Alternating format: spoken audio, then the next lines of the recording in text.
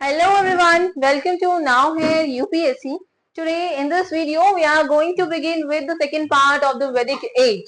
We have already completed part 1 जिसमें हम लोगों ने देखा था किस तरीके से आपकी वैदिक एज स्टार्ट होती है, किस तरीके से आर्यंस आते हैं, वेयर दे केम फ्रॉम, उनका कल्चर क्या है, एंड जो बैटल ऑफ 10 वॉर है उसके बारे में देखा था, where they settled earlier and all these things we had seen there, right? So in this video we are going to begin with the Vedic text. हमें पता है जो सोर्स है आपका वैदिक एज का वो लिटरेरी टेक्स्ट है. These are the Vedic text only because ये कब लिखे गए हैं, वैदिक टाइम पीरियड में लिखे गए हैं, और एज यू कैन से वैदिक वेदास इस टाइम पीरियड में लिखे गए हैं, इसीलिए इसका नाम वैदिक टेक्स्ट वैदिक एज लिखा गया है. ठीक है, तो जो आपका वेद है, वैदिक वेदा है, वेदा का एक्चुअल मीनिंग क्या है? वेदा एक वर्ड है दैट इज विद. विद एक रूट वर्ड है जिससे वेदा डिराइव हुआ है एंड जिसका एक्चुअल मीनिंग है टू नो, कुछ जानना, और we can say to have a lot knowledge, superior knowledge. Knowledge is the basic meaning of the word vid. ठीक है, तो ये विद का मीनिंग है और इसी से हमारा वेदा डिराइव हुआ है and this is what we will see in the Vedic text. तो इनको हम एक सेक्रेड नॉलेजेबल टेक्स्ट मानते हैं. क्या मानते हैं इनको? हम सेक्रेड नॉलेज के टेक्स्ट मानते हैं. ठीक है, तो हमारे 4 वेद हैं. कितने वेदास हैं? 4 वेदास हैं. The one is Rig Veda, second is साम वेदा, यजुर्वेदा एंड अथर्ववेदा. ठीक है, इनके बारे में हम देखेंगे अभी, इनके बारे में डिटेल में, फिर इनके सब पार्ट देखेंगे and all we will see. ठीक है, तो ये 4 आपके वेद है. यू मस्ट नो, आपको जब पढ़ेंगे तो ये मेन ही कंटेंट है, ये याद हो ही जाएगा अपने आप में. ठीक है, then comes the Vedas. Vedas को आप श्रुति भी कहते हैं. वाई वी कॉल्ड इट श्रुति? श्रुति इसलिए कहते हैं, श्रुति का मीनिंग क्या है? जिसको आपने ओरली बोला है या फिर जो सुना गया है, जिसको ओरली ही समझा गया है. ठीक है, तो वेदास इनिशियल टाइम पीरियड पे रिटन फॉर्म में नहीं थे. इनिशियल टाइम पीरियड पे रिटन फॉर्म में नहीं थे, दे वर ओरल. ठीक है, ओरली एक जनरेशन से दूसरी जनरेशन में ट्रांसमिट हो रहे थे. ठीक है, and at the certain point ये लिखे गए. It was assumed that near around second century BC, near around second century BC ये लिखे गए हैं बेसिकली. ठीक है, या फिर आप और नियर अराउंड वो लिखे गए हैं. आपकी जो राइटिंग्स हैं वो 600 बीसी के आसपास में आपको देखने को मिलती हैं. After the end of this वैदिक एज आपको राइटिंग्स लिखना शुरू कर देते हैं लोग, ये देखने को मिलता है. ठीक है, तो दीज आर सच थिंग्स. ठीक है, उसके बाद में ये श्रुति बोला जाता है एंड स्मृति उनको बोला जाता है जिनको लिखा गया है, सोच सोच के मैन ने बोला है और उसको लिखा गया है. That is smriti, that is smriti. ठीक है, then Vedas are considered to be apaurusheya. अपरशया कहा जाता है इनको. क्यों? Because we exactly don't know ये किसको बिलोंग करते हैं, ये किसने लिखे हैं. They are which means impersonal और ऑथराइजर्स. मतलब हमें एग्जैक्टली नहीं पता है कि इनको लिखा किसने है एग्जैक्टली. ठीक है, मतलब ये किसी एक को बिलोंग नहीं करते हैं. That's why they are called apaurusheya. ठीक है, मूविंग ऑन. अब हम चारों वेदास को इन डिटेल देखने वाले हैं. The very first is Rigveda. ठीक है, तो जो हमारे वैदिक एज है, we know it is divided into 2 periods. That one is Rigvedic age only. जिसे आप ऋग्वेदिक पीरियड भी बोलते हैं या अर्ली वैदिक पीरियड भी बोलते हैं. तो इससे हमें पता चलता है कि जो आपका अर्ली वैदिक वाला टाइम पीरियड है ना, उसमें आपकी ऋग्वेदा ही है सबसे इंपॉर्टेंट. उसके बाद में जो आपका लेटर वैदिक वाला पीरियड आएगा उसमें आपकी और जो वेदास हैं वो इमर्ज होंगे. ठीक है, तो ऋग्वेदा के बारे में पढ़ते हैं. तो it is the earliest of the 4 Vedas. It is the earliest of the 4 Vedas and it is a collection of 1028 hymns. इसके अंदर 1028 hymns हैं जो आपके 10 मंडल्स मतलब जो हमें ऋग्वेद है, वेदा है या फिर कोई भी वेदा है ना, ये हमें एक बुक में कंपाइल्ड नहीं मिले है ना. हमें एक ही जगह ऐसा नहीं मिला है कि ये एक पूरी कंप्लीट बुक है, ये ऋग्वेदा की बुक है. नहीं, ये हमें अलग अलग मिले हैं, अलग अलग मंडल्स मिले हैं. तो ये हमने मंडल्स को आप एज बुक भी समझ सकते हो कि इसके हमें 10 मंडल्स मिले हैं. ठीक है, जिनमें से आपका 2 से जो 7 तक है, 2 से जो 7 तक है, ये जो मंडल्स हैं ये आपके ओल्डेस्ट माने जाते हैं ये आपके ओल्डेस्ट माने जाते हैं, और जो 10th वाला मंडल है वो आपका लेटेस्ट, यानी कि सबसे बाद में वो लिखा गया है, उसको माना जाता है 10th वाले मंडल को, ठीक है। और 10th वाले मंडल में सबसे बाद में वो लिखा गया है in comparison to these only we are saying, ठीक है। तो ये सबसे बाद में लिखा गया है, इसलिए इसमें शूद्र वर्ड भी मेंशन किया गया है। हमारे अर्लियर या फिर अर्ली ऋग्वेदिक पीरियड में हमारे को शूद्र के बारे में ऐसे कोई भी लिटरेरी एविडेंसेस नहीं मिलते हैं। उस टाइम पे ऐसा माना जाता है कि आपका ये जो वर्णा सिस्टम है ये इतना स्ट्रांग नहीं था, या फिर ये आपका शूद्र अभी इमर्ज ही ज्यादा स्केल पर नहीं हुआ था। तो शूद्र वर्ड जो है आपका सबसे पहले आपको 10th मंडल में ही ऑफ द ऋग्वेदा देखने को मिलता है, ठीक है। The hymns were sung in praise of Agni. Agni, मित्र, इंद्र, वरुण, ये क्या है? ये गॉड्स हैं उस टाइम के, सबसे ज्यादा प्रोमिनेंट गॉड्स हैं, ठीक है। जिसमें आपका सबसे पहले नंबर पर जो नोन गॉड है वो इंद्र है।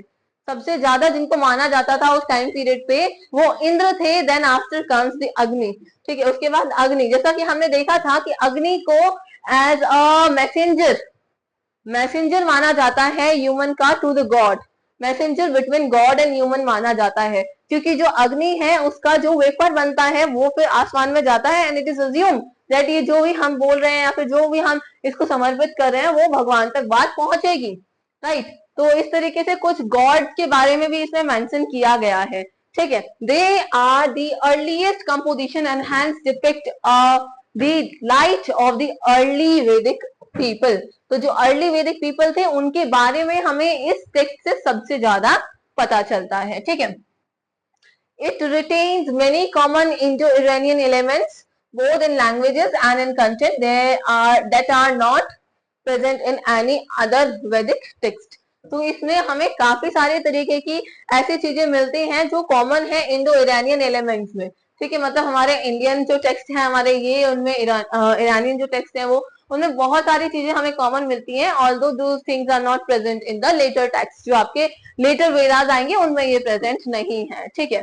इट कंटेन्स द फेमस पुरुष सुक्ता। पुरुष सुक्ता का क्या मतलब है? पुरुष सुक्ता एक्सप्लेन्स द 4 वर्णा, ठीक है। 4 वर्णा के बारे में इसमें है, लेकिन जो ओल्डेस्ट है ना, जो ओल्डेस्ट बुक है आपकी, जो ओल्डेस्ट मंडल है उनमें नहीं है, उनमें इसके बारे में नहीं है, बिकॉज उस टाइम पे आपका बहुत एक स्ट्रॉन्ग नहीं वर्णा सिस्टम था। लेकिन आपके जो लास्ट में लिखे गए हैं, जो लेटेस्ट हैं अभी, उनमें ये है, ठीक है। तो उसमें आपका 4 वर्णास को एक्सप्लेन किया गया है, 4 वर्णास को इसमें एक्सप्लेन किया गया है, दैट इज पुरुष सुक्ता, ठीक है। And these are Brahmanas and Kshatriyas, Vaishyas and Shudras, ठीक है। एंड इनको क्या बोला जाता है? They were born respectively from the mouth, arm, thighs and the feet of the creator.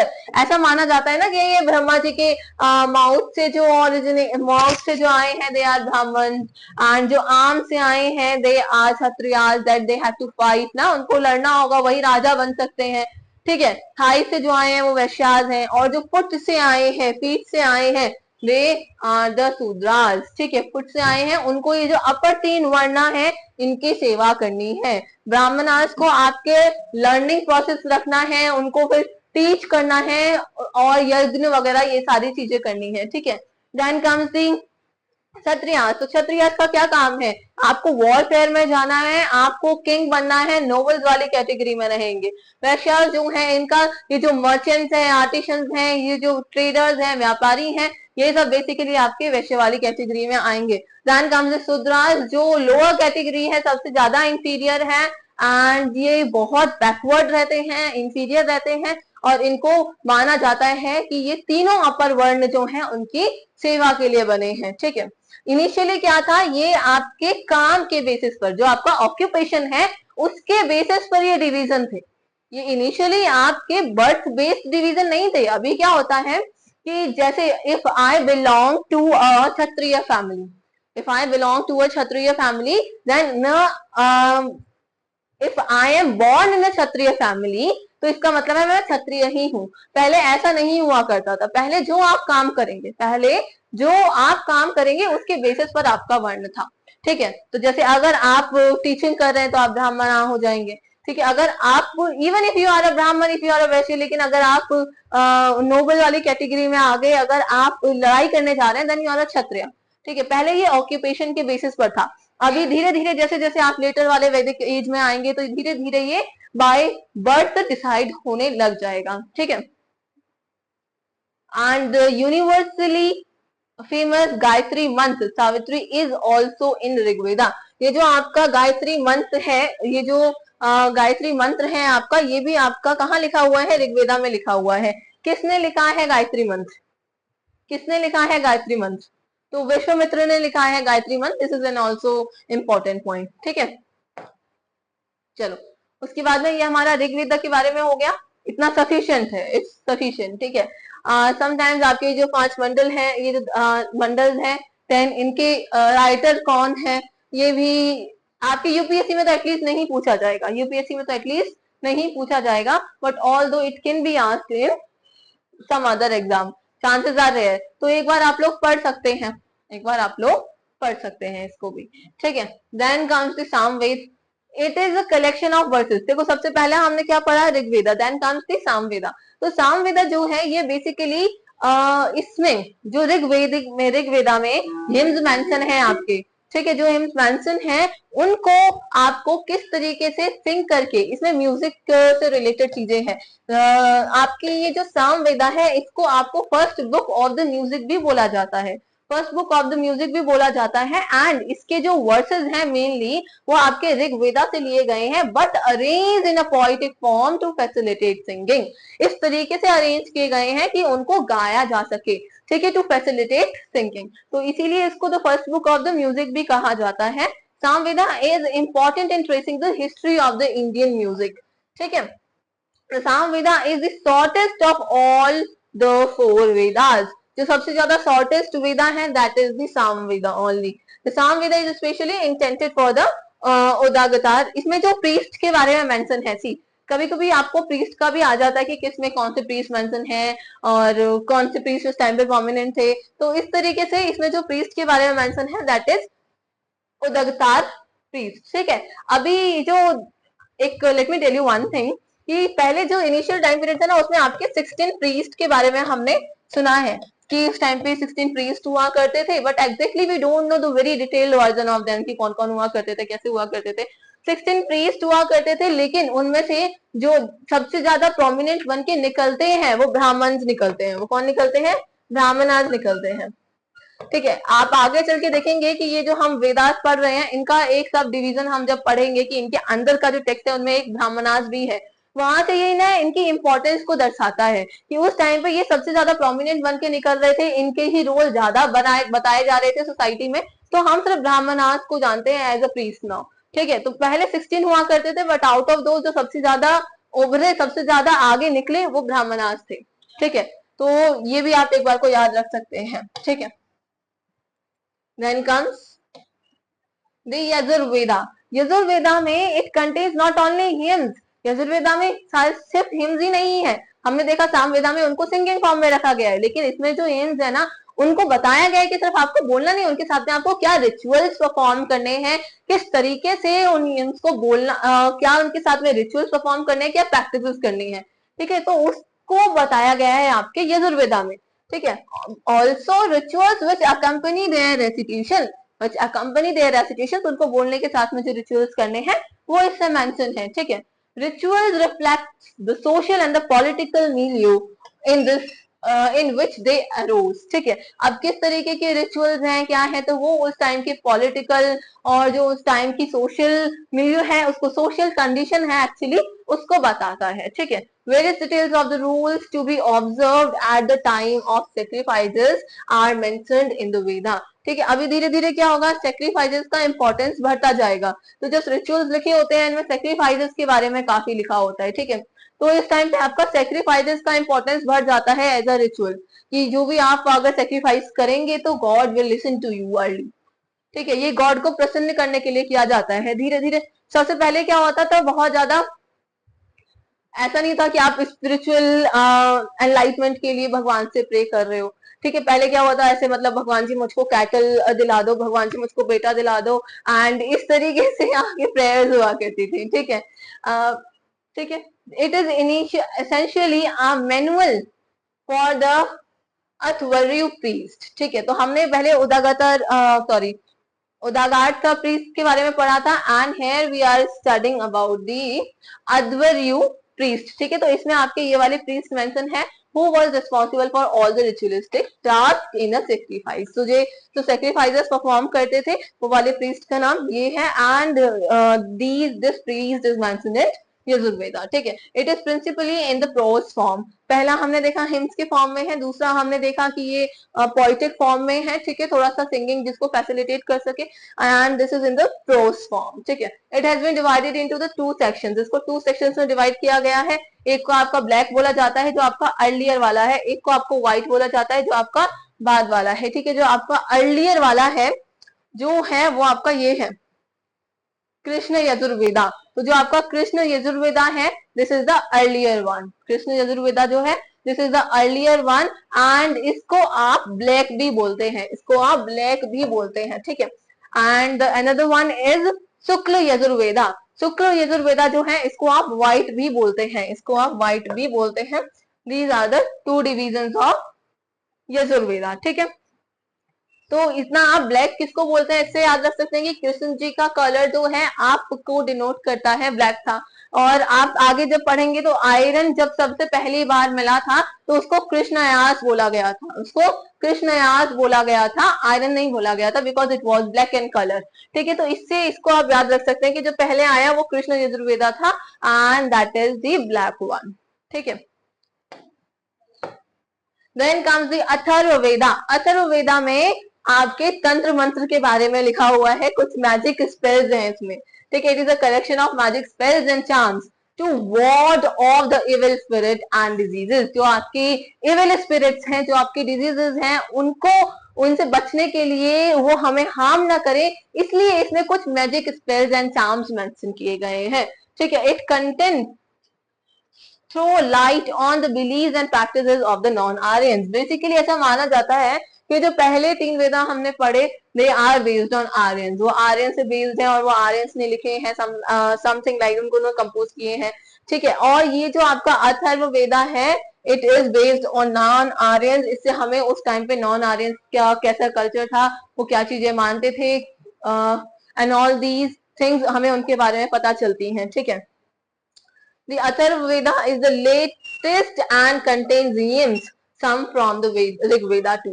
ठीक है, ये लेटेस्ट वेदा है, सबसे बाद में जो वेदा लिखा गया है वो आपका अथर्ववेदा ही है। And it contains hymns, some hymns from the Rig Veda as well. ठीक है, आई होप एक बेसिक अंडरस्टैंडिंग आपको क्लियर हो गई है कि ऋग वेदा जो है उसमें आपके कुछ हिम्स मेंशन किए गए हैं। ठीक है, जिनको लोग रेसिटेशन के लिए यूज करते थे, उनको बोला करते थे। ठीक है, एंड देन कम्स दी आपका साम वेदा, जिसमें आपके जो वो यम्स हैं उनको थोड़ा इस फॉर्म में लिखा गया है कि वो गाए जा सके। ठीक है, then comes the Yajurveda. Yajurveda में आपको जो हिम्स हैं उनके रेसिटेशन के साथ में जो रिचुअल्स परफॉर्म करने हैं वो भी बताए गए हैं। यहाँ पे आपका सेक्रीफाइस आता है। ठीक है, then comes this Atharvaveda. Atharvaveda में आपको कुछ मैजिक स्पेल्स बताए गए हैं, मैजिक चार्म्स बताए गए हैं, जिनसे आप जो इविल स्पिरिट्स हैं उनसे अपने आप को हार्म होने से बचा सकते हैं। ठीक है, तो ये जो तंत्र मंत्र बोलते हैं ना ये वही है। ठीक है, देन कम्स की आपकी जो ईच वेदा है आपका वो फर्दर डिवाइडेड है, वो आपका फर्दर डिवाइडेड है। Each Veda is further divided. ऐसा है जैसे आपका ऋग वेदा है, ऋग वेदा में भी ये सारे पार्ट्स आपको मिलेंगे, साम वेदा में भी मिलेंगे, यजुर्वेदा में भी ये सारे पार्ट्स मिलेंगे, एंड एट लास्ट आपके अथर्ववेदा में भी ये सारे पार्ट्स आपको मिलेंगे। तो वो क्या क्या पार्ट्स हैं? सबसे पहला है आपका संहितास। सबसे पहला है आपका संहितास। संहितास इज द एक्चुअल कंटेंट जो उसमें लिखा हुआ है। ठीक है, जो हिम्स और मंत्र उसके अंदर लिखे हुए हैं वो संहिता में आता है। ठीक है, और उसके बाद में आपका आता है ब्राह्मणाज। ब्राह्मणाज आता है, ब्राह्मणाज में क्या है, एक आपके फिलोसफी टाइप का ये बताया हुआ है कि जैसे मान लो ये संहिता में जो लिखा हुआ है, जो संहिता में लिखा हुआ है उसको एक्सप्लेन किया जाएगा, उसमें क्या लिखा हुआ है बेसिकली। ठीक है, these are full of ritualistic formulas and explain their social and religious meaning of the rituals। ठीक है, तो ये it is based on philosophy. इसमें एक्सप्लेन किया जाएगा व्हाट इज एक्चुअली मीन ये रिचुअल्स हैं, ये रिचुअलिस्टिक फॉर्मुलेज हैं एंड इनका क्या यूज हो सकता है सोशल लाइफ में एंड ऑल, ये सारी चीजें इसमें एक्सप्लेन की गई हैं। Then comes the Aranyak. Aranyak, अरण्य का मीनिंग होता है बेसिकली फॉरेस्ट। तो इसमें वो चीजें आपको बताई जाएंगी जो जैसे चीजें आप नॉर्मली एक सोसाइटी में परफॉर्म नहीं कर सकते हैं, वो जो आप अगर जंगल में हैं जो वहां पे आप चीजें परफॉर्म करते हैं उनके बारे में कुछ इधर बताया गया है अरनेक्स में। Text on the rituals and ceremonies and sacrifices and symbolic sacrifices in the forest हम बोल सकते हैं, ठीक है। देन कम्स द उपनिषद। उपनिषद जो है आपके ये टेक्स्ट आते हैं, देखो आप आगे जब इन चारों के बारे में पढ़ेंगे तो आपको और पता चलेगा उपनिषद किस तरीके से आते हैं। उपनिषद को आप बेसिकली बोल सकते हैं कि it is the first reform in the Hinduism में ऐसा आपको माना जाता है। आपको पता है कि ये आपका जो वेदास हम पढ़ रहे हैं यहाँ से आपकी इनिशियल स्टार्टिंग है हिंदुइज्म की, ठीक है।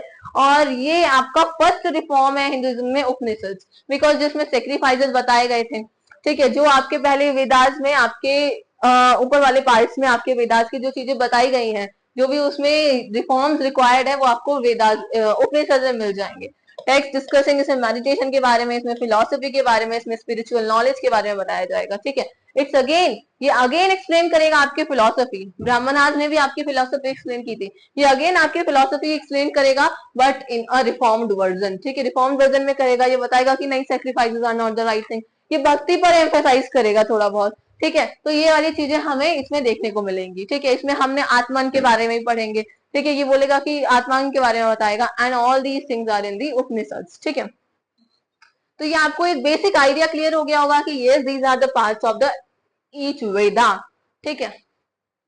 इन सबको कंपाइल करके अगर इन सबको मिला देंगे then it will constitute to one Veda, ठीक है। ऋग वेदा का जो मेन पोर्शन है, जैसे आपका जिसमें हिम्स हैं, जिसमें आपके मंत्र हैं, ऊपर वाला जो सबसे पहला जो पार्ट आपका लिखा हुआ है that is the Samhitas. At last आपके ब्राह्मणाज लिखे हुए हैं, एट लास्ट आपके ब्राह्मणाज लिखे हुए हैं। ब्राह्मणाज क्या एक्सप्लेन करते हैं, फिलोसफी एक्सप्लेन करते हैं। Then comes the Aranyakas. Aranyakas आपके ब्राह्मणाज का एंड वाला जो पार्ट है ना, ब्राह्मणाज का जो एंड वाला पार्ट है उसको आपने अरण्यक्स बोला है, वो अरण्यक्स लिखे हुए हैं, ठीक है। एट लास्ट आपके थोड़ा सा पोर्शन में। देन कम्स द उपनिषद। उपनिषद जो है इनको तो वेदांत बोलते हैं, वेदांता बोलते हैं, बिकॉज ये एकदम एंड में है आपके वेदास के, एकदम एंड में है आपके वेदास के, and that is why they are also called as Vedanta,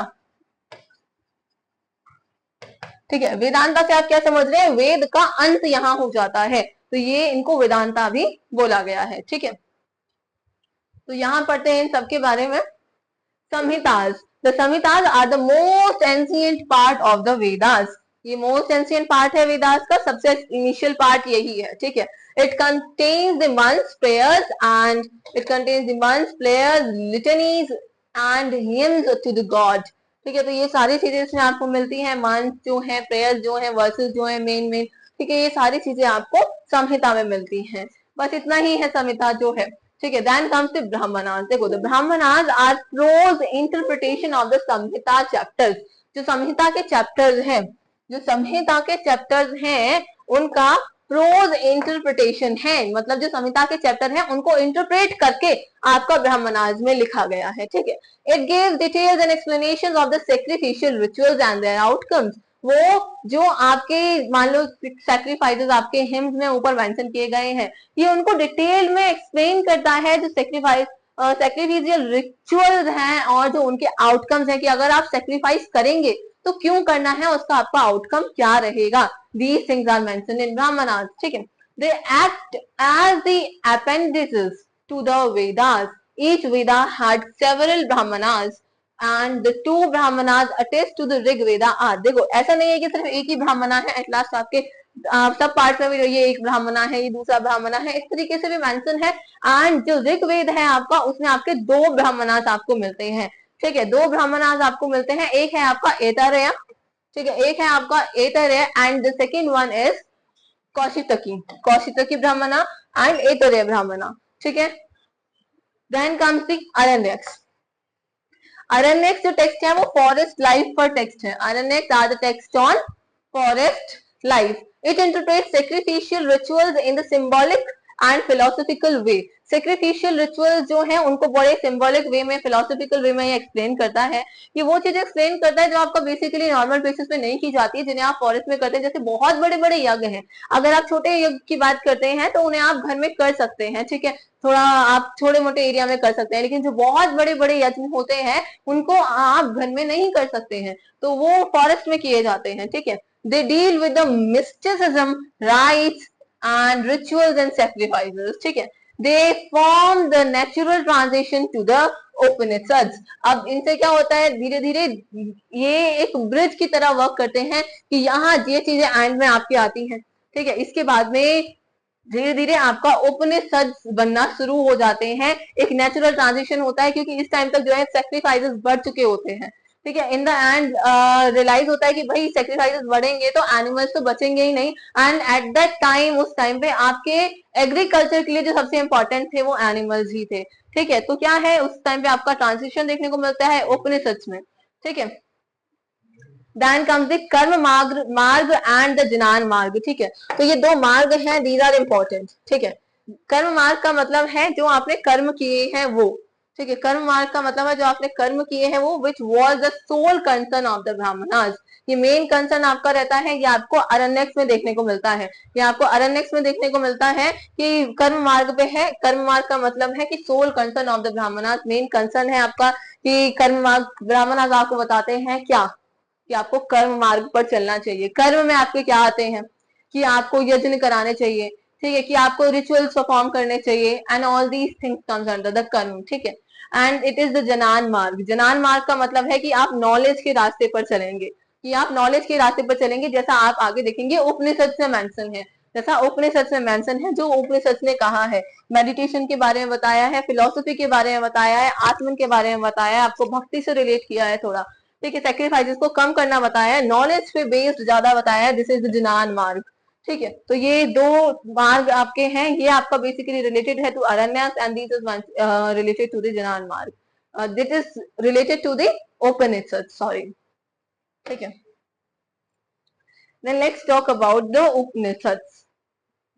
चलो, तो जो आपके उपनिषद हैं, ये जो आपके फिलोसॉफिकल टेक्स्ट हैं, जो डील करते हैं कुछ ऐसे टॉपिक्स के साथ में जैसे सोल, दैट इज आत्मन, ठीक है, आत्मा जो है, the absolute, the origin of the world and the mysteries of the nature. तो इसमें फिलोसफी के obviously they are the philosophical text, तो उसमें इन सब चीजों के बारे में बात होती है कि वर्ल्ड का ओरिजिन कैसे है, मिस्ट्रीज क्या है नेचर की, एब्सोल्यूट, द एब्सोल्यूट है कौन, एंड आत्मा, सोल क्या है, ठीक है।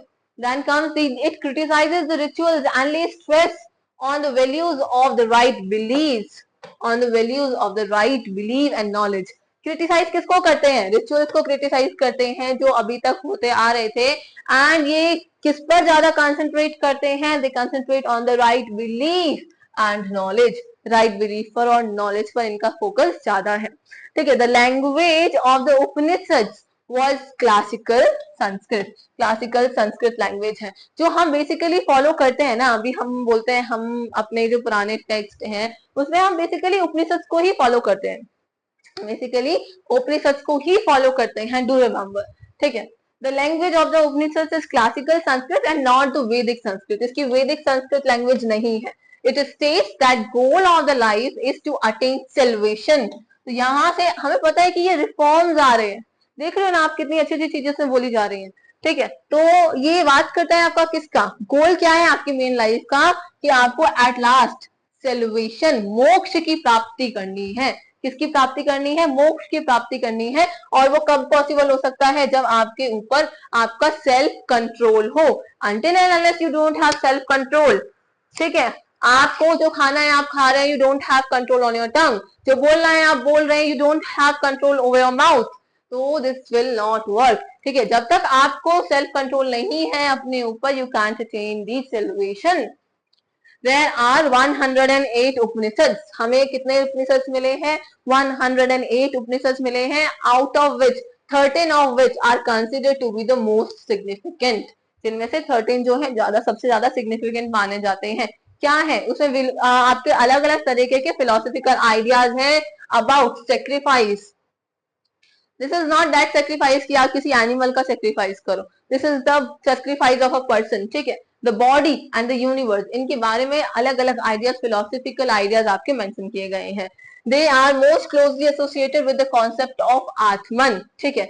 And the Upanishads reflects the last composed layer of the text. In the Vedas, they are commonly referred to as Vedantas, variously interpreted to mean either the last chapter or the part of the Vedas. This is what we know कि इनको क्या भी बोला जाता है, वेदांता बोला जाता है। वेदांता यानी कि वेदों का अंत हो जाता है। यहाँ पे ये लास्ट चैप्टर है वेदास का, ठीक है। एंड ये हमें समझ में आया है। मोस्टली ये आत्मन के कॉन्सेप्ट के साथ में है, इनमें आत्मन का कॉन्सेप्ट को एलेबोरेट किया गया है।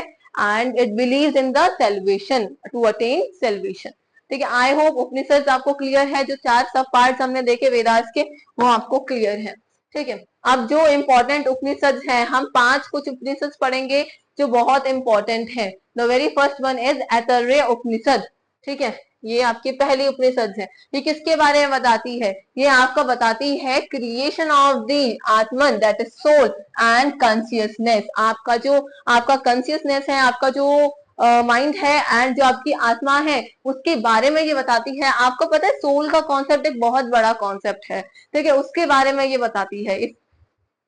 Second is Chandogya Upanishad, that deals with the rhythm and the chanting of the mantra. उसमें ये किस तरीके से आपको मंथ को चेंट करना है, किस तरीके से इनको बोलना है, and this all the things are mentioned in the Chandogya Upanishad.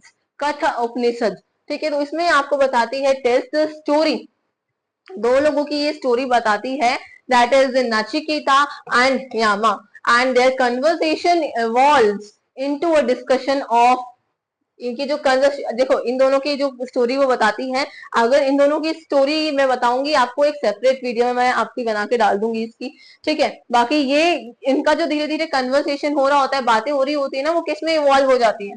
It evolve into the discussion of man, आत्मा। धीरे धीरे इन दोनों की जो बातें हैं वो धीरे धीरे कहाँ पहुंच जाती है कि ये डिस्कशन करने लग जाते हैं about the man, about the atma, about the knowledge, about the moksha, इन सब के बारे में बात करने लग जाते हैं। And the concept of these emerged here, ठीक है।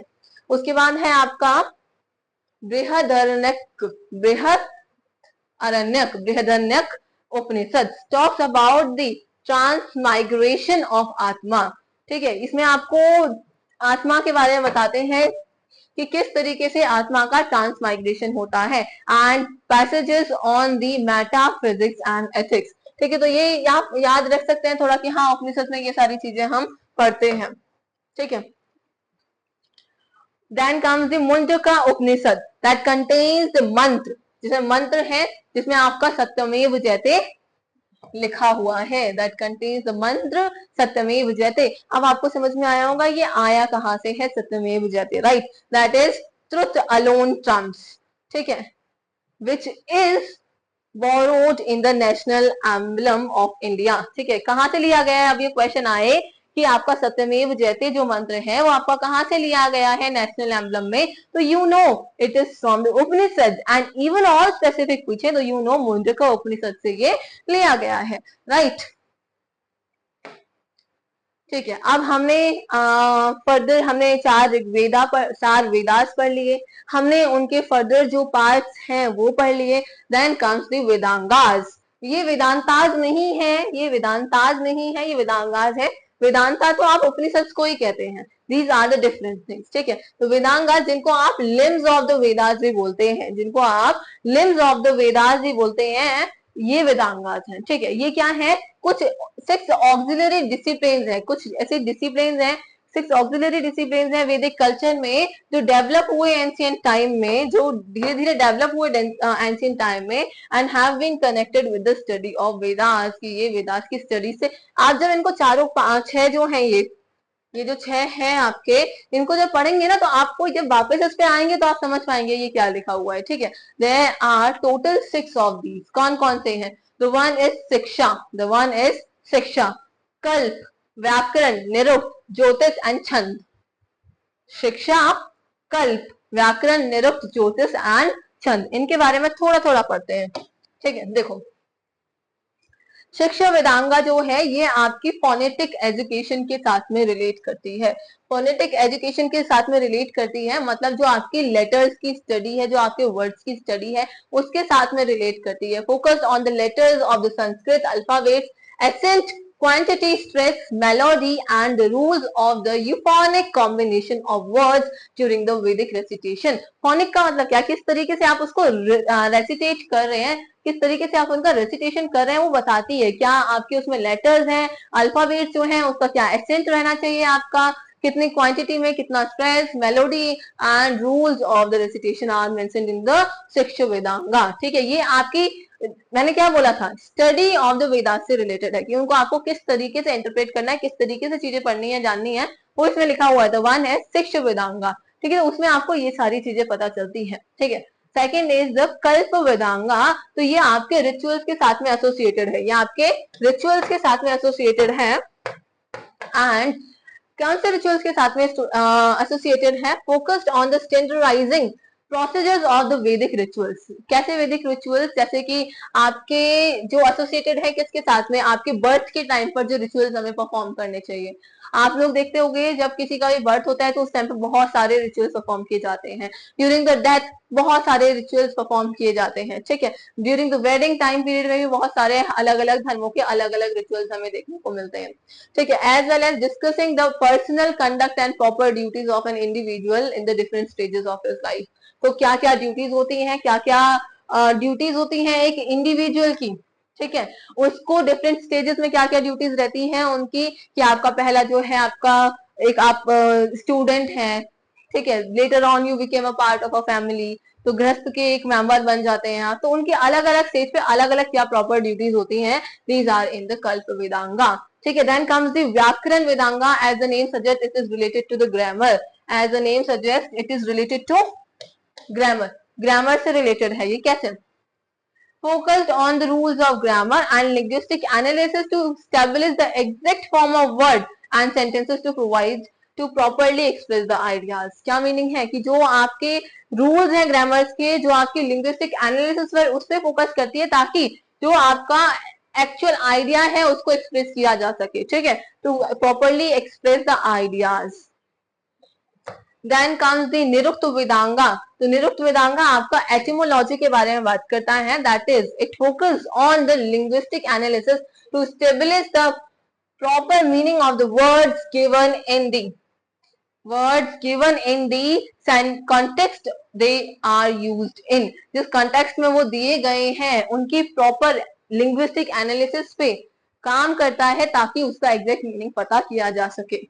ठीक है, तो this is about Nirukta Vedanga. बहुत ज्यादा डीप इतना पढ़ने की जरूरत नहीं है, you just need to have an idea कि एक्चुअल में है क्या चीज, जस्ट दैट। ठीक है, देन कम्स दी छंद वेदांगा। छंद वेदांगा आपका मैट्रिक्स यानी कि मेजरमेंट के साथ में समवेयर रिलेटेड है। ठीक है, it is focused on the poetic meters including those of the based on the fixed number of the syllables per verses and those based on the fixed numbers of more per verses। ठीक है, ये आपके measurement पे है कि कितने आपके words हैं एक वर्सेस में, एक कितने इस तरीके से आपके कितने सिलेबल्स हैं आपके एक वर्स में। ठीक है, ये सारी चीजें आपका इसमें बताता है। Then comes the Jyotish Vedanga, as it is clear with this name only कि ये एस्ट्रोलॉजी के साथ में है। ठीक है, एस्ट्रोलॉजी के साथ में रिलेट करता है। Focused on the auspicious time of rituals. ठीक है, एस्ट्रोलॉजी एंड एस्ट्रोनॉमी। ठीक है, तो ये जो आपके 6 डिसिप्लिन हैं, the auxiliary Vedic discipline, this auxiliary Vedic discipline focused on the time keeping. The major text, अब कल्प वेदांगा के बारे में ये आपका नीचे नहीं हुआ है। ठीक है, तो जो आपका मेजर टेक्स्ट है, जैसे आपका कल्प वेदांगा जो है उसके बारे में बात करते हैं, तो कल्प वेदांगा के जो मेजर टेक्स्ट है, जो कल्प वेदांगा के कुछ मेजर टेक्स्ट हैं उनको आप सूत्र बोलते हैं। क्या बोलते हैं? उनको आप कल्प सूत्र बोलते हैं। एंड जिनमें से आपके 4 जो हैं वो हैं आपके सरुतन सूत्र, गृह सूत्र, धर्म सूत्र एंड सुल्भ सूत्र। ठीक है, तो ये 4 सूत्र हैं जो आपके कल्प वेदांगा के सूत्र हैं। ठीक है, जो उसके अंदर लिखे गए हैं। The scope of these text includes वैदिक रिचुअल। ये जो आपके सूत्र हैं इनका स्कोप यानी कि इनमें क्या क्या हम पढ़ते हैं, क्या क्या चीजें हैं, वो क्या क्या है। इट इंक्लूड्स वैदिक रिचुअल, जो वैदिक रिचुअल्स हैं उनके बारे में है। Rights of the passage rituals associated with the major life events such as birth, wedding and death of the family। ठीक है, इनसे जो रिलेटेड रिचुअल्स हैं उनके बारे में उसमें मेंशन किया गया है, सूत्र के अंदर मेंशन किया गया है। As well as personal conduct, जो हमने ऊपर देखा था वही सारी चीजें लगभग इधर है। ठीक है, तो इन सब चीजों के बारे में इन टेक्स्ट में आपके मेंशन किया गया है। जो आपका सूल्व सूत्र है, जो आपका 16वां सूत्र है ये डील करता है आपका मैथमेटिकल मैथोडोलॉजी के साथ में। ये डील करता है आपका मैथमेटिकल मैथोडोलॉजी के साथ में to construct altars geometries for the Vedic rituals. ठीक है, ज्योमेट्रीज मतलब कुछ भी इससे मैथमेटिक्स से रिलेटेड चीजें काम करता है, मैथमेटिक्स से मैथोलॉजी के मैथोडोलॉजी पे काम करता है, जिसमें आपकी जो भी आपकी वैदिक रिचुअल से रिलेटेड ज्योमेट्रीज की नीड होती है, रिक्वायरमेंट होती है एट विल स्टार। ठीक है, एक आता है आपका धर्म सूत्र, इसको आप आगे भी पढ़ेंगे। ठीक है, धर्म सूत्र आता है are the text dealing with the custom rituals and the duties and laws. तो ये इनके साथ में डील करेगा। ठीक है, आगे जब हम और किंग्स वगैरह के बारे में पढ़ेंगे तो आपको धर्म सूत्र देखने को मिलेगा। ठीक है,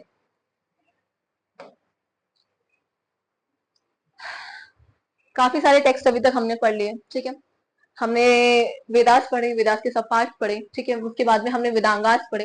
ठीक है, देयर आर 6 वेदांगास, हमने 6 वेदांगास पढ़े। Then comes the Upavedas, then comes the Upaveda. उपवेदा का क्या मतलब है? जो अप्लाइड नॉलेज है। जो उपवेदा का मतलब है जो अप्लाइड नॉलेज, मतलब जो आपने वेदास पढ़े ये उनके उपवेदास हैं। ठीक है, तो these are the applied knowledge and the traditional literatures which contains the subject of certain technical works। ठीक है, जैसे आपके जो उपवेदा हैं, 4 उपवेदा हैं, ये एक एक वेदास से रिलेट करेंगे, ये एक एक वेदास से रिलेट करेंगे। पर्टिकुलर जैसे आपका आयुर्वेद की बात करूं तो आयुर्वेद जो है ये आपका ऋग्वेदा का उपवेदा है। ठीक है, तो ये उसकी अप्लाइड नॉलेज पर बेस्ड है। ठीक है, such like that I hope you are able to understand.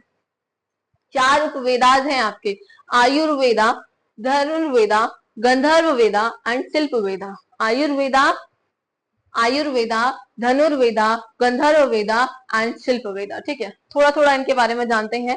ठीक है, देखो आयुर्वेद जो है आपका, ये आपका ब्रह्मा के द्वारा लिखा गया है, प्रोपाउंड किया गया है, बोला गया है, ऐसा माना जाता है। ठीक है, and it is about the medicinal science. Basic ये है कि ये किसके बारे में? आयुर्वेद, ऐसा आपको नाम से क्लियर हो रहा है ना कि ये मेडिसिनल साइंस से रिलेट करता है, कि ये मेडिसिनल साइंस से रिलेट करता है and it is compose bye Brahma. ठीक है, और ये किससे रिलेट करता है? ऋग्वेद से। किससे रिलेट करता है? किसका उपवेदा है ये? ऋग्वेद का। Then comes the Dhanurveda. ठीक है, धनुर्वेदा जो है आपका विश्वामित्र ने लिखा है। किसने लिखा है? विश्वामित्र ने लिखा है। किसने लिखा है? विश्वामित्र ने लिखा है। And it describe the art of archery and war. ठीक है, ये वॉर, आर्करी और वॉर से रिलेटेड चीजों को ये डिस्क्राइब करता है। ये किससे रिलेट करता है? ये रिलेट करता है यजुर्वेद से। ये किससे रिलेट करता है? यजुर्वेद से। देन कम्स द गंधर्व वेदा। गंधर्व वेदा जो है नारद के द्वारा प्रोपाउंड किया गया है। नारद कौन है? नारायण, नारायण जो बोलते हैं, राइट। तो वो गंधर्व का मतलब भी म्यूजिक होता है, गंधर्व का मतलब भी म्यूजिक होता है। तो ये किसका उपवेदा होगा? ये होगा आपका सामवेद का उपवेदा, और ये डिस्क्राइब करता है म्यूजिक को। ठीक है, और इससे इसे इजीली याद कर सकते हो कि ये किसने परफॉर्म किया हो सकता है? नारद मुनि ने। ठीक है, नारद के द्वारा परफॉर्म किया गया, ऐसा बोला जाता है। ठीक है, ठीक है, Shilpa Veda. Shilpa Veda is related to architecture, is related to architecture. और विश्वकर्मा, विश्वकर्मा ने इसको प्रोपाउंड किया है। ठीक है, and it is the Upaveda of Atharvaveda. It is the Upaveda of Atharvaveda. ठीक है, I hope you got it. आप इन्हें याद करेंगे, याद रहेंगे ये आपको। ठीक है, ऋग वैदिक एज और द अर्ली वैदिक एज। तो फाइनली इतना बड़ा रास्ता कंप्लीट करते हुए हम पहुंच गए हैं in the life of the people at that time. Vedic age में जो लाइफ थी लोगों की, उसके बारे में जानेंगे। ठीक है, तो टिल नाउ आई होप आपको उनका लिटरेचर समझ में आया है। ठीक है, उनके लिटरेचर के बेसिस, उनका लिटरेचर जो है वही सोर्स है। सोर्स क्या है? उनका जो लिटरेचर है आपका, वही सोर्स है। अगर हम पहले की बात करें, देखो वैदिक हमने 2 क्लासिफिकेशन देखे हैं इनके, early Vedic period and later Vedic period. अगर अर्ली वैदिक पीरियड की बात करें तो ऋग्वेदिक संहिता जो है contains up to the 10 books, 10 Mandala है उसमें, वी नो। ठीक है, तो वही इसका मेन सोर्स ऑफ अंडरस्टैंडिंग है। ठीक है, specially the books 2 and 2 to 7 जो है ये बिलोंग करती हैं आपके अर्ली वैदिक फेज से। ये बिलोंग करती हैं आपके अर्ली वैदिक फेज से। जस्ट गिव मी अ सेक। ओके, तो ये बिलोंग करती है आपकी अर्ली वैदिक फेज से। ठीक है, अब इसको स्टार्ट करते हैं पढ़ना। सबसे पहले हम स्टार्ट करेंगे विद दी पॉलिटिक्स। ठीक है, किस तरीके की पॉलिटिकल लाइफ थी वैदिक पीरियड में। देखो, हम ऐसा नहीं करेंगे कि हमने पहले सारी चीजें अर्ली की पढ़ ली then we will go to the later. नहीं, हमने जैसे पॉलिटिकल लाइफ हम पढ़ने वाले हैं, तो हम पॉलिटिकल लाइफ पहले अर्ली की पढ़ेंगे, then we will political life ही पढ़ेंगे हम लेटर पीरियड की। ठीक है, ताकि हम दोनों में साइमल्टेनियसली कंपैरिजन कर सकें। ठीक है, बिकॉज इसका comparison is an important point. ठीक है, तो स्टार्ट करते हैं सोशल यूनिट के साथ में। ठीक है, सोशल यूनिट यानी कि किस तरीके से डिवीजन हो रखा था, किस तरीके से उनकी जो एरियाज थे वो डिवाइडेड थे। तो जो उनका सबसे मेन, सबसे ज्यादा जो नोन यूनिट है वो जन है। जन का बेसिक मीनिंग होता है ट्राइब, जन का बेसिक मीनिंग होता है ट्राइब। ठीक है, और भी सब डिविजन थे, ऐसा नहीं है कि और डिविजन नहीं थे। जैसे आपका ग्राम था, ठीक है, उससे आपका विस बनता है। ठीक है, विस से आपका फिर जन बनता है। ठीक है, अभी हम आगे पढ़ेंगे ये सारी चीजें। ठीक है, एडमिनिस्ट्रेटिव डिवीजन। ठीक है, जो सबसे पहले the lowest unit was the patriarchal family. देखो, सबसे पहली यूनिट क्या हो सकती है, सबसे पहली यूनिट क्या हो सकती है, फैमिली। ठीक है, let me clear all this. सबसे पहली यूनिट क्या हो सकती है, फैमिली, या फिर जिसे आप कुल भी बोलते हैं, जिसे आप कुल भी बोलते हैं, अ मेंबर ऑफ फैमिली। जब बहुत सारी फैमिलीज जुड़ जाएंगी together by the kingship ties. Kingship ties का मतलब क्या होता है, जो आपके रिश्तेदार हैं, जो आपके ब्लड टाइज हैं, उनको बोला जाता है किंगशिप टाइज। ठीक है, तो वो एक क्लैन बनाएंगी, वो एक क्लैन बनाएंगी। जब बहुत सारी फैमिलीज जुड़ जाएंगी तो एक क्लैन बनाएंगी, एंड फिर वहां से बन जाएगा आपका ग्राम। ठीक है, क्या बन जाएगा, द ग्राम। ठीक है, ग्राम में बहुत सारी फैमिलीज हो गई, एंड इसके जो हेड हैं उनको हम बोलते हैं ग्रामनी। क्या बोलते हैं, ग्रामनी। ठीक है, then comes the several villages from the with. अब सेवरल विलेजेस हैं, काफी लोग हैं, काफी जो विलेजेस हैं उनको बनके क्या बनता है, फिर विस बनता है। ठीक है, विस के जो हेड हैं वो कौन है, विसपति। ठीक है, और ये मिलिट्री लीडर भी हुआ करते थे। ठीक है, ये समझो सिंपल सा कॉन्सेप्ट है। तो one is family, the second is gram, the third is विस, द ग्रुप ऑफ विसेस फॉर्म्स द जन। ग्रुप ऑफ विसेस फॉर्म्स द जन।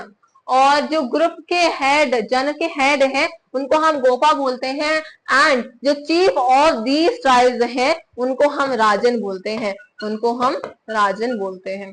ठीक है, द राजन और द किंग ऑफ और was the head of the जनपद, और जन भी बोल सकते हैं। अभी आपका अर्ली अर्ली जो वैदिक पीरियड है उसमें आपका जनपद वाला कॉन्सेप्ट नहीं आता है, जनपद वाला कॉन्सेप्ट नहीं आता है। लेटर ऑन ये धीरे धीरे आपका आएगा लेटर वैदिक पीरियड के टाइम पे। ठीक है, there are several tribal kingdoms during the Rig Vedic period such as Bharatas, Yadus and Purus, Matsyas. ये सब हमने नाम सुने हैं, एटलीस्ट, है ना, हमने सुने हैं। The chief of this unit was the political leader called Rajan. हमने देख लिया अभी, राइट। तो इतना तो समझ में आया, नथिंग हार्ड एंड फास्ट। ठीक है, सिंपल है एकदम। एडमिनिस्ट्रेशन कैसे होता था, तो उस टाइम पे काफी सारी समिति हुआ करती, मतलब समिति नहीं कह सकते हम, ग्रुप ऑफ पीपल, एक तरीके से ग्रुप बनाए जाते थे, असेंबलीज बनाई जाती थी जो एडमिनिस्ट्रेशन में राजन को हेल्प करती थी। ठीक है, जिनको हम सभा, समिति, विधाता एंड परिषद, चार हुआ करती थी। इन परिषद की जगह आप गण भी लिख सकते हैं। ठीक है, जो आपको मेंशन है वो गण मेंशन है। ठीक है, तो ये आपकी चार हुआ करती थी। सभा का क्या है, सभा जो है वो कुछ जो great man of the village हैं या great man of the tribe हैं वो मिलकर के बनाते थे सभा।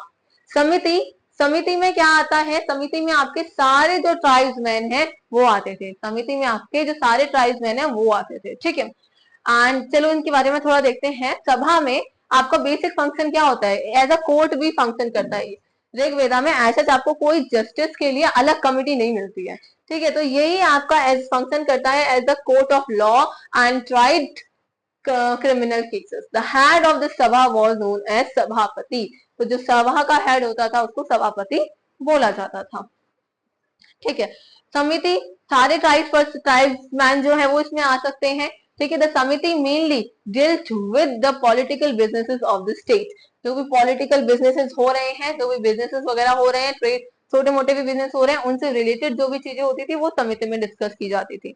और ये इलेक्ट भी करती थी। हमें इलेक्शन के भी एविडेंस मिलते हैं कि ये जो राजन है, जो चीफ है, जो किंग है, वो इलेक्ट किया जाता था बाय द समिति। ठीक है, जो हेड होता था समिति का उसको सिंपल पति बोला करते थे। ठीक है, simple. Vidhata, Vidhata is also kind of assembly, and assembly meet for the economic, religious and military purposes, जिसमें आपके इकोनॉमी से रिलेटेड चीजें डिस्कस की जाएंगी, मिलिट्री से रिलेटेड चीजें डिस्कस की जाएंगी, एंड रिलीजियस थिंग्स जो है आपकी वो डिस्कस की जाएंगी। ठीक है, एंड परिषद और यू कैन से गण।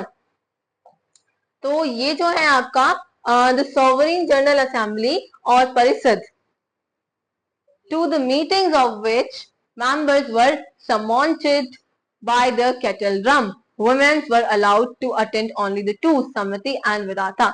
मतलब जो केटल ड्रम होता है आपको उसको बजा करके लोगों को बुलाया जाता है, आना है उसको, वो सॉवरेन जनरल असेंबली एक हुआ करती थी।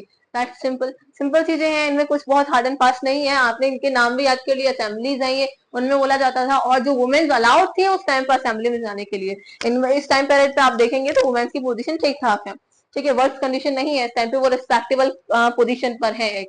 ठीक है, तो ये जो वुमेन्स थी, लेकिन वो सिर्फ दो ही इन असेंबलीज में अलाउड थी। तो वन इज समिति and the second one is विधाता। समिति जिसमें हर कोई अलाउड है, जिसमें हर कोई अलाउड है, सारे ट्राइब्समैन अलाउड है।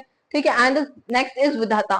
ठीक है, तो इसमें भी वुमेन्स अलाउड थी, जिसमें आप इकोनॉमिक, रिलीजियस और मिलिट्री पर्पसेस के बारे में डिस्कशन किया करते थे। ठीक है, लेटर वैदिक पीरियड में जाएंगे तो धीरे धीरे देखेंगे कि ये सारी की जो इंपॉर्टेंस है इनकी कम होती जा रही है, और जो किंग की पोजीशन है वो धीरे धीरे हेरिडेटरी होती जाएगी। जो किंग की पोस्ट है वो धीरे धीरे हेरिडेटरी होती जाएगी।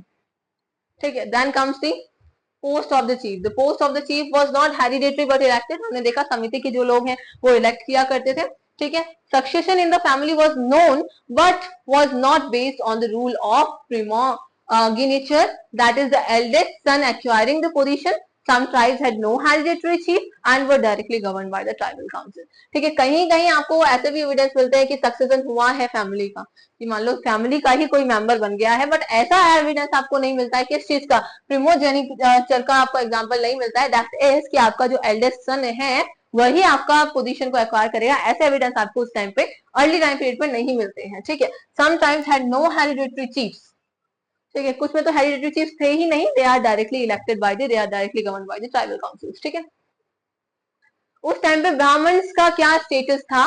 द पुरोहित, द पुरोहित, पुरोहित की एक अच्छी खासी पोजीशन रही है, that assisted and advise the chief of the chief. जो चीफ हुआ करता था, जैसे जो राजन है, उनको असिस्ट करा करते थे, उनको एडवाइस क्या करते थे जो पुरोहित हुआ करते थे। ठीक है, he perform ceremonies and rituals for success in war and prosperity in peace. ठीक है, तो जो भी आपके स्पेल्स हैं, जो भी सेरेमनीज हुआ करती हैं, रिचुअलिस्टिक सेरेमनीज हैं, तो वो सारी जो चीजें हैं ये ब्राह्मण जी किया करते थे। ठीक है, the clan had large yajna और sacrifices which are performed by the purohits only. तो जो आपके काफी सारे यज्ञ हैं, ठीक है, काफी सारे जो रिचुअलिस्टिक बड़ी बड़ी प्रैक्टिसेस उस टाइम पे पॉसिबल थी, तो वो सब जो भी थे वो पुरोहित ही किया करते थे। ठीक है, they received a large portion of the Raja's gift and assumed a superior position in the comparison to the other members of the tribe. तो अब ये सारे इतने सारे काम कर रहे हैं, एडवाइस कर रहे हैं, आपके रिचुअल्स परफॉर्म कर रहे हैं, यज्ञ कर रहे हैं एंड ऑल, तो इनकी पोजीशन काफी सुपीरियर पोजीशन थी in comparison to the other members of the clan. ठीक है, और एज वी नो दान सबसे ज्यादा आपको ब्राह्मण्स को ही दिया जाता है, तो a major a large portion of the raja's gift was received by the purohit only। ठीक है, देन कम्स द टैक्सेस। तो हमें कोई भी ऐसा ऑफिशियल नहीं मिलता है, उसके बारे में मेंशन नहीं मिलता है ऑफिशियल के बारे में कि ये रिलेटेड था टैक्स से, पर हमें बलि के बारे में सुनने को मिलता है कि वॉलेंटरी ऑफर किए जाते थे राजन को, कि जो ट्राइब्समैन हैं या फिर जो आपके क्लैन के मेंबर्स हैं वो वॉलेंटरीली जो चाहे वो जाके दे सकते हैं राजन को, कोई फोर्स नहीं था। ठीक है, धीरे धीरे इस बलि को ही टैक्स में कन्वर्ट कर दिया जाएगा कि ये फोर्सफुल हो जाएगा कि आपको देना ही देना है। ठीक है, लेटर वैदिक पीरियड में तो ये धीरे धीरे कंपैरिजन भी थोड़ा थोड़ा मैं बता रही हूँ आपको। ठीक है, तो ये आपका इधर ऐसा कोई भी ऑफिशियल मेंशन नहीं है। ठीक है, the people offered to the chief what is called the bali. ठीक है, then comes the next, army कैसी हुआ करती थी उस टाइम पे? तो मतलब ऐसा कोई एकदम स्पेसिफिक आर्मी नहीं थी। द सेना was not the permanent fighting group, कोई परमानेंट फाइटिंग ग्रुप नहीं था। जो भी हट्टे कट्टे लोग हुआ करते थे ना उस टाइम पे, उस क्लैन के ट्राइब के जो एबल्ड बॉडी ट्राइब्समैन थे, वो उस टाइम पे वॉर के टाइम पर जाया करते थे लड़ने। ठीक है, Senani, Kulap, Brahmani, etc. are some of the functionaries which find mention in the Rigveda. इस तरीके की टर्म्स आपको मिलती है, ये जो वॉरफेयर से एसोसिएटेड है, ये जो वॉरफेयर से एसोसिएटेड है। सेनानी आपका कुलप, ब्राह्मणी, सेनानी जो सबसे इंपॉर्टेंट पर्सन रहा करता है आर्मी में, उसको बोला जाता था सेनानी। ठीक है, तो आगे चल के देखेंगे आपकी सेनानी की इंपॉर्टेंस बढ़ जाएगी लेटर पीरियड में।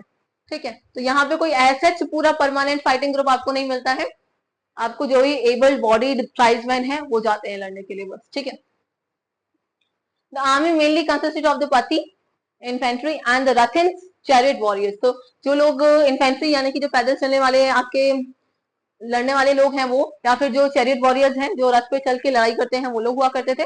जो वीपन्स जो हुआ करते थे सोल्जर्स के पास है, वो bows, arrow, sword and axes and spears, ये सारे आपके टूल्स हुआ करते थे, वीपन्स हुआ करते थे उस टाइम पर। ठीक है, तक्षण, द कारपेंटर, द रथकार, ये एंड द चैरियट मेकर, ये सब एक ही के नाम है लगभग, एक ही चीज का परफॉर्मेंस कर रहे हैं, ये चैरियट मेकर ही है। आपका तक्षण भी चैरियट मेकर को ही बोला जाता है। ठीक है, rathkar is to the chariot maker. ठीक है, कारपेंटर वाला काम क्या कर रहा है, चैरियट मेकर, कारपेंटर वाला ही काम कर रहा है, राइट। ये रथ बनाने के लिए, चैरियट बनाने के लिए रिस्पॉन्सिबल हुआ करते थे। व्रजपति, व्रजपति उस टाइम पे एक ऑफिसर हुआ करता था जिसको अच्छी खासी पोजीशन मिलती थी, अच्छी खासी पोजीशन मिलती थी। इसका कंट्रोल रहता था ओवर द लार्ज पेस्चर्स और over the large area of ground. ठीक है, तो उसपे इनका लार्ज लैंड पर, पेस्चर ग्राउंड पर इसका अथॉरिटी रहती थी। ही लेड ग्रामनीज टू द बैटल, ये जो ग्रामीणीज हुआ करते थे उनको बैटल में ले जाया करता था। धीरे धीरे जो ग्रेजुअली क्या हुआ कि ग्रामीणीज जो थे उनकी पोजीशन आइडेंटिकल बन जाती है टू द व्रजपति। ठीक है, मतलब पहले ग्रामीणीज की पोजीशन इतनी ज्यादा आइडेंटिकल नहीं थी, पर धीरे धीरे वो उनकी पोजीशन जो है वो ऊपर आ जाती है एज द व्रजपति। ठीक है, यहाँ पे कुछ इंपॉर्टेंट पॉइंट मेंशन है, ये देखो यहाँ पे Vashishtha and Vishwamitra, Vashishtha and Vishwamitra are the two important priest in the Rigvedic age. तो हम दो इंपॉर्टेंट प्रीस्ट को देखते हैं इस टाइम पे, the Vashishtha and the Vishwamitra. जो वशिष्ठ हैं ये थोड़े कंजर्वेटिव हैं, ये वशिष्ठ जो हैं ये थोड़े कंजर्वेटिव हैं, और जो आपको विश्वामित्र मिलेंगे ये थोड़े से लिबरल हैं, ये थोड़े से लिबरल हैं। ठीक है, और विश्वामित्र ने ही आपका कंपोज किया है गायत्री मंत्र। गायत्री मंत्र किस लिए किया है, to widen the Aryan world. उनका मेन मोटिव उस टाइम पे ये था कि जो आर्यन का वर्ल्ड है वो थोड़ा सा बढ़ जाए, वाइडन हो जाए। ठीक है, और ये कंपोज किसने किया है, विश्वामित्र ने किया है, एंड ही वाज लिबरल। तो ये याद रखेंगे आप। ठीक है, गायत्री मंत्र का लेटर टाइम पीरियड में आप देखेंगे कि गायत्री मंत्र का जो रेसिटेशन है वो शूद्र के लिए, जो शूद्र हैं उनके लिए अलाउड नहीं था, एंड जो वुमेन्स हैं उनको भी अलाउ नहीं किया गया था इसका रेसिटेशन कर सके लेटर ऑन। ठीक है, अब पॉलिटिकल लाइफ देखते हैं लेटर वैदिक पीरियड की। The nature of the chiefship changed in this period. The territorial area gained ground. तो इनिशियली आपके जो ट्राइब्स हुआ करती थी वो पर्टिकुलर किसी टेरिटोरियल एरिया एक फिक्स नहीं था, उनका ट्राइब बेसिस पर था कि ये मेरी ट्राइब है, मैं इसका चीफ हूँ। ठीक है, एक पर्टिकुलर एरिया के बेसिस पर नहीं था। ठीक है, तो यहाँ पर थोड़ा सा चेंज होता है, यहाँ पे टेरिटोरियल आइडिया जो है वो आता है। ठीक है, द कॉन्सेप्ट ऑफ जनपद इमर्ज, जनपद इमर्ज होता है, जन यानी कि ट्राइब, ट्राइब के पैर, पद जहां जहां पड़ेंगे वो जनपद बन जाएगा। ठीक है, तो वो एक ट्राइब का जनपद बन जाएगा, इस तरीके से जनपद बनते हैं। ठीक है, और लेटर वैदिक टेक्स्ट में ही आपको जो राष्ट्र वर्ड है वो फर्स्ट टाइम यूज होते हुए दिखता है। ठीक है, people lost control over their chief, people का जो कंट्रोल था कि वो इलेक्ट करके चीफ बना रहे थे, वो कंट्रोल वो नहीं है अब उनके पास में। ठीक है, the chiefs had become hereditary. ठीक है, पॉपुलर असेंबली जो थी वो धीरे धीरे डिसअपियर हो गई। हमने सभा, समिति, विधाता और परिषद के बारे में पढ़ा था, वो धीरे धीरे डिसअपियर होने लगी। ठीक है, और ये हेरिडेटरी पोजीशन जो थी चीफ की, वो हेरिडेटरी पोजीशन आ गई। The idea of the divine nature of the kingship gets a mention in the literature of this period, and the Brahmanas had the chiefs in this process. कि divine nature, कि भाई ये जो kingship है, ये जो king है वो आपका रिलेटेड है समवेयर टू द गॉड, वो आपका रिलेटेड है to somewhere to the god. ठीक है, एज कि ये गॉड का मैसेंजर है, रिप्रेजेंटेटिव है, दास है, शैडो है, समवेयर लाइक समहाउ ये रिलेटेड है। ठीक है, divine nature of the kingship, और इसमें हेल्प कौन करता है, इनकी ब्राह्मणाज हेल्प करते हैं इस प्रोसेस में। ठीक है, officers were appointed to help the chief in administration, chief को अब पहले क्या, कौन था जो आपकी सभा थी वो मदद कर रही थी, अब ऑफिसर्स अपॉइंट किए जा रहे थे। द एलेबोरेट कोरोनेशन रिचुअल्स, अभी कोरोनेशन रिचुअल्स जैसे कि कोई राजा बनता है तो उसकी जो रिचुअल्स होते हैं, ठीक है, राजा बनने के टाइम पे जो रिचुअल्स होते हैं उनको कोरोनेशन रिचुअल्स बोलते हैं। सच एज तो उसमें राजसूया, रॉयल कंस्क्रेशन, ठीक है, वाजपेय और अश्वमेधा। देखो यहाँ पे इतना क्लियर हो गया कि आपका जो कोरोनेशन रिचुअल्स है वो आ गए थे, ठीक है। उस टाइम के बाद में उसमें काफी सारे यज्ञ करनाने लगे थे लोग, ठीक है। जैसे आपके बहुत बड़े बड़े आपकी चीजें होने लगी थी, जैसे राजसूय यज्ञ होता है, आपका वाजपेय होता है, ठीक है, आपका अश्वमेधा यज्ञ होता है। तो ये सारी चीजें आपकी इमर्ज होने लगी थी। ये क्या क्या होते हैं थोड़ा सा इनके बारे में जानते हैं। तो जो आपका राजसूय यज्ञ है, इसमें क्या होता है, perform to obtain the divine power. ये डिवाइन पावर, देखो ये सब करे क्यों जाते हैं, देखो अब प्रधानमंत्री आते हैं या कोई भी बड़ी पर्सनालिटी आती है तो उनके आसपास हमें बहुत सारे लोग दिखाई देते हैं, उनकी एक पोजीशन दिखाई देती है, ठीक है, उनके पास क्या क्या चीजें हैं, पोजीशन है, हमें वो दिखाई देता है समवेयर, तो हम उनकी रिस्पेक्ट करते हैं, राइट। तो ये भी अपनी पोजीशन को एक स्ट्रॉन्ग पोजीशन दर्शाना चाहते हैं, अपने आप को रिलेट करना चाहते हैं टू द